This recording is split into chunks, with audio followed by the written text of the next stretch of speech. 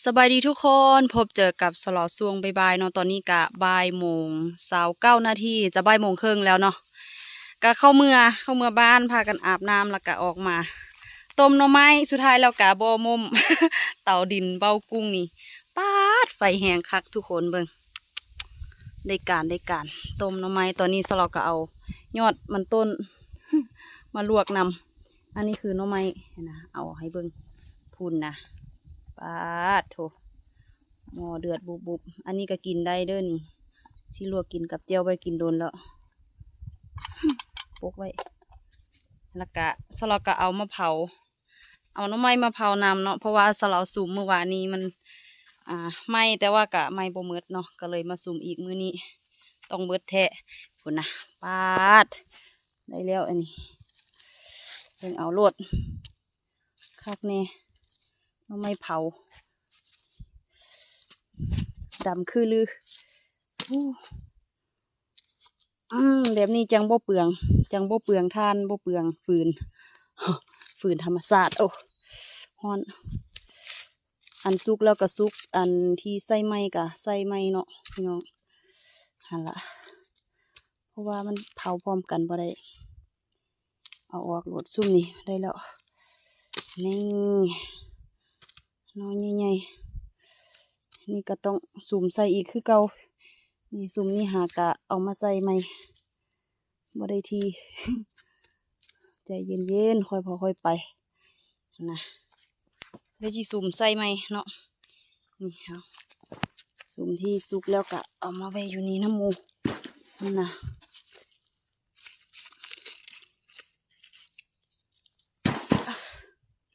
โอ้ยฮอน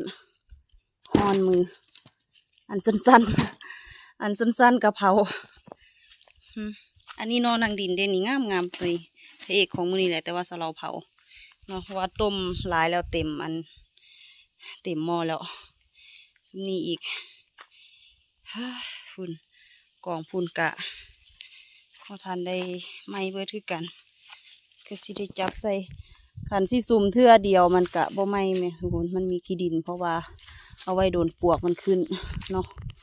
ก็เลยมีขี้ดินนำเขาก็เลยต้องได้หอบแบบนี้แหละใส่เมื่อวานนี้ก็เฮ็ดแบบนี้แหละมือ ไม่บ่มืดเพราะว่าคนเมื่อก่อนเนาะบ่มีคนซูมใส่เนาะมื้อนี้มากินข้าวอยู่หนาคือเก่าเนาะมื้อนี้บ่มียังกินมากิน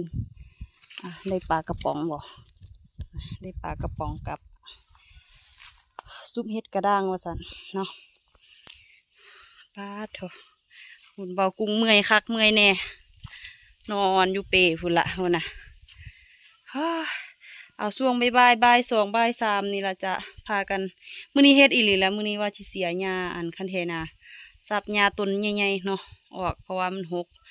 แล้วก็เขาบ่ทันได้ซ้ำอยู่เขาก็ได้เฮ็ดอยู่บ่มื้อนี้ซ้ำเขาบ่มื้อนี้บ่ เฮ็ดอีหยังอ้ายสิเฮ็ดหยังมื้อนี้เอาเว้าดีๆโอเคเพิ่นสิเซอร์ไพรส์ เพิ่นสิเซอร์ไพรส์เพิ่นบ่บอกเนาะเอาทุกคนเป็นจังใดเดียวสเราค่อยอัปเดตให้เบิ่งอีกรอบนึงเด้ออุ้ยภูมิใจคักเตาถ่านนี่เตาดิน อู้พุ่นนะปาดตอนนี้กะเวลาบ่ายโมง50 นาทีจะบ่าย2แล้วเนาะก็สิพากันกินข้าวนะกินข้าวเฝ้านอต้มเนาะไหมพุ่นนะแนวกินมายุมายะจักยังเป็นยังกินปลากระป๋องกินซุปเห็ดกระด้างแล้วก็ลวกผักเนาะมาเด้อกินน้ำกันบอนเก่าบอนเดิมนี่แหละ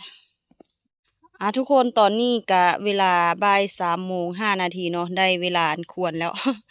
สีพากันไปเฮ็ดเวียกเนาะโทนี่เนาะไม่สลับกะเผาสุกแล้วเรียบร้อยเนาะเดี๋ยวสีปอกแล้วก็สิเอาเมือเคียนอยู่เฮือนเนาะแล้วก็สิแพ็คใส่ถุงไว้ตู้เย็นอยากกินยามใดก็เสียออกมาซุปเนาะน้องสาวว่าสิมาหามื้อวันที่11เนาะเดี๋ยวเราสิเอาฝากน้องนำให้น้องเมื่อซุปอยู่กรุงเทพเนาะนี่ส่วนก้างมันกระดูกมันนี่สลอกกะเผาเมิดแล้วเรียบร้อยตอนแต่เก่ากองบักง่ายเลื่อนเตือนเถิด ใหญ่คักใหญ่แน่เบากุ้งมาซุ่มจังใดกะ บ่ไหม้เบิดเนาะเพิ่นว่าสิเอาอันยางรถมาใส่มาสุ่มว่าสัญญาณมันสิไหม้แห้งโพดมันสิลวกใบยางบัดนี้เสาเฮ็ดบัดนี้เสาเหลามาเฮ็ด2 มื้อเบิดเกลี้ยงตับเนาะนั่นอ่ะหน่อไม้กะเผาสุกแล้วเรียบร้อยเดี๋ยวเบิ่งหน่อไม้เฮาต้มดีกว่ามาเบิ่งหน่อไม้ต้มก่อนน่ะเอาให้เบิ่งไกลๆมุมไกลๆบ่เคยถ่ายมุมนี้ให้เบิ่งจักเทื่อนั่นเนาะนี่หน่อไม้สลาวกะเทน้ำออกเทื่อนึงแล้วทุกคนสิเทอีกเทื่อนึงแล้วก็สิค้างมื้อนี้เดียวสลาวกะสิไปซอยบ่กุ้งเฮ็ดเวียกเนาะบ่กุ้งกะกำลังไปเฮ็ดอีหยังบุคันเทนาอยู่พุ่นอยู่แดนอยู่ห้องพุ่นเพราะว่าอันอีปูนากะเจาะเฮ็ดหูไปหนูกะเฮ็ดหูไปบัดนี้ฝนตกมาบัดนี้น้ำกระเซาะมันสิขาดนะคันเทนาสิขาดก็เลยว่าสิพากันไปเฮ็ดไปดามไปอีหยังนี่แหละประมาณนี้ล่ะไม่ เฮ็ดไม่ให้มันดีเนาะเพื่อฝนตกลงมากะสิมีน้ำขังใส่หญ้าน้ำขังใส่ข้าวเนาะบ่แม่นหญ้าเพราะว่าหญ้าก็สิเกิดได้บัดนี้คันบ่มีน้ำนะป้าเดือดคักเดือดแน่บุบได้บรรยากาศอีหลี2 มื้อแล้วแต่ว่าบ่ทันได้มีวี่แววว่าสิได้ไปเฮ็ดงานพี่น้องเอ้ยเฒ่าแก่ก็บ่ทันได้โทรมาเนาะท่าแล้วท่าอีกอยู่ทุกคนกำลังย่างไปหาเบากุ้ง เอาน้ำให้เบากุ้งกินก่อนเฮ้ยเอิญมาหาแล้วเอิญใส่แล้วว่าให้เอาน้ำไปให้กินว่าสั่นปาดเขาปูกับยาคืองามแต่ว่าเขาเจ้าของนี่เขาปูกับยาเอาต้นม่วงเป็นแดนได้เดี๋ยวนี้แต่ว่าให้ไต้นี่ก็งามขึ้นกันละแต่ว่าห้องสลอกบ่กุ้งกะเกิดแน่บ่เกิดแน่เบิ่งนะเป็นเวิงสร้างดอกนี้ของเพิ่นเกิดดีอยู่เฮ็ดหยังเนาะเสือคือบ่นุ่งเดี๋ยวให้เบิ่ง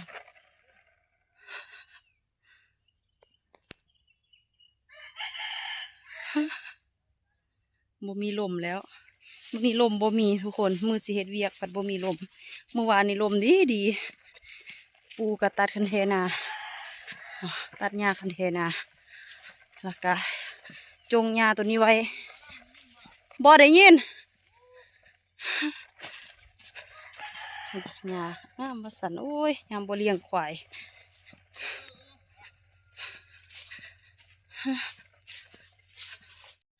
มาขุดอันนี้ ขุดใส่ท่อไม้เอาท่อใส่ไม้นะทางล่างท่อ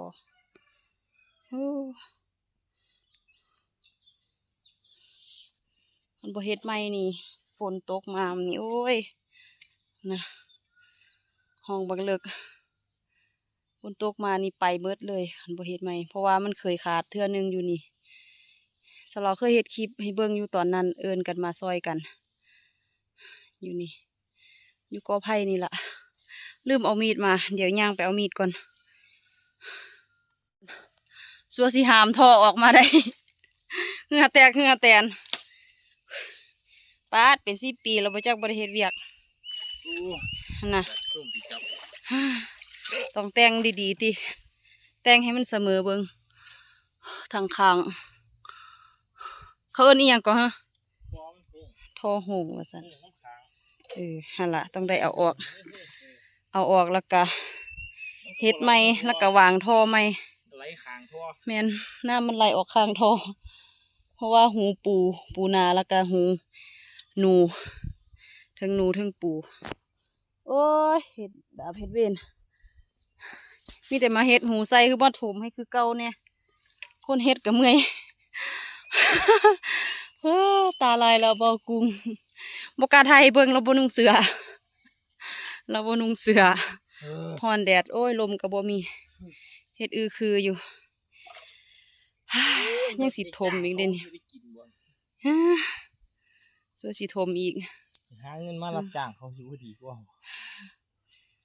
เบิ่งน้ำขังเหลือส่ำนี้ล่ะสระน้ำใส่บัดนี้อัดให้มันแน่น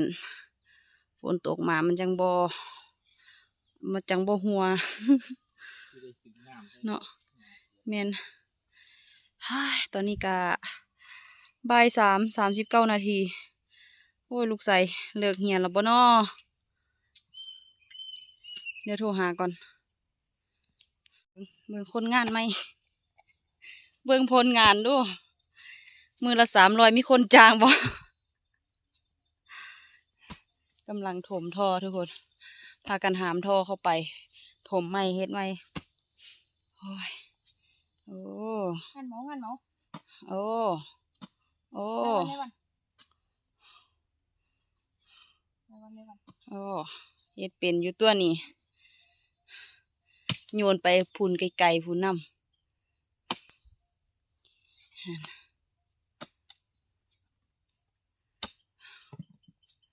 โอ้เป็นอยู่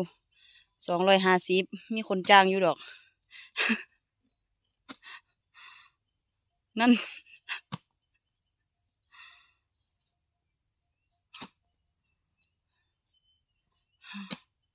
โอ้ย ตัวตีนเจ้าของ อย่าซับไก่ตีนเจ้าของหลาย เฮ้ยเฮ็ดดีๆได้ไหมล่ะเนาะ นั่นอย่าไปเททิ่มแม่ล่ะเนาะค่อยๆให้มันเป็นบาทเป็นบาท นั่นอย่าเฮ็ด2 จังหวะชิดไปเลย ดูจ่อผด เออ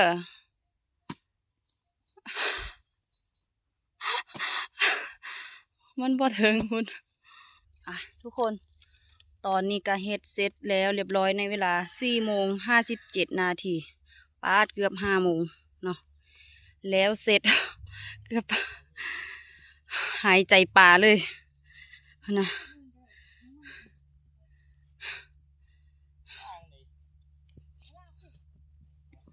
ต้องล่าดอกไปปกติหั่นล่ะอ่ะไปบัดนี้เข้าเมื่อ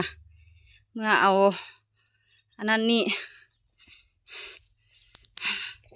ทั้งคางมันบ่เป็นหยังมันบ่นะน้ำจนแห้ง น้ำบวกนี่จนแห้งนั่นนะถมขึ้นฮอดค่าแอวนี่ล่ะโอ้แล้วเสร็จเรียบร้อยไปคนเสบียงคนนั่นนี่เมื่อเว้าเรื่องเมื่อนี่ไวกว่าหมู่ ตะเวนใกล้สิตกดินแล้วพี่น้อง5 โมงแรงแล้วเนาะเมื่อยแอแหละพาดบรรยากาศยามมื้อแรงม่วนเขาก็เขียวเต็มทงเต็มทาอยู่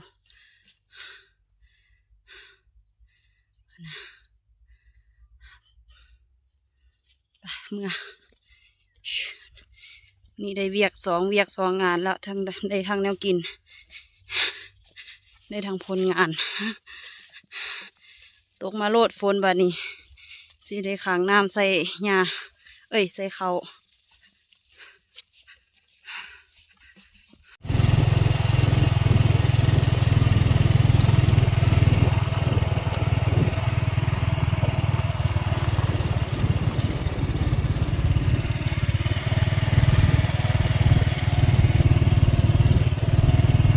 โอ้ยลิเบียเขากินดู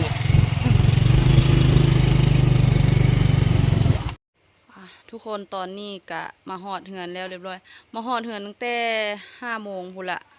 ขาอาบน้ำเฮ็ดนั่นนี่อยู่เลยบ่ได้ถ่ายว่าสิปอกหน่อไม้แล้วก็สิเคียนกะบ่ได้เฮ็ดเนาะก็เลยค่ำมืดเฮ็ดแนวกินนั่นนี่นึ่งข้าวตอนนี้กะ1 ทุ่มครึ่งเนาะทุกคนมากินข้าวแรงน้ำกันปู่ย่าก็บ่อยู่ปู่ย่าก็ไปเฮือนงานเบิ่งดู ไปเลย นี่แกงไก่ใส่มักฟักมาเด้ออ่ะเข้าไปใช่ไหมไปนั่งเชียร์แอคทาคาราบาวเฮ็ดหยัง เอาทุกคนเดียวคลิปนี้สลอขอตัวลาทุกคนไปก่อนเด้อเอาไว้พบเจอกันในคลิปหน้าสบายดี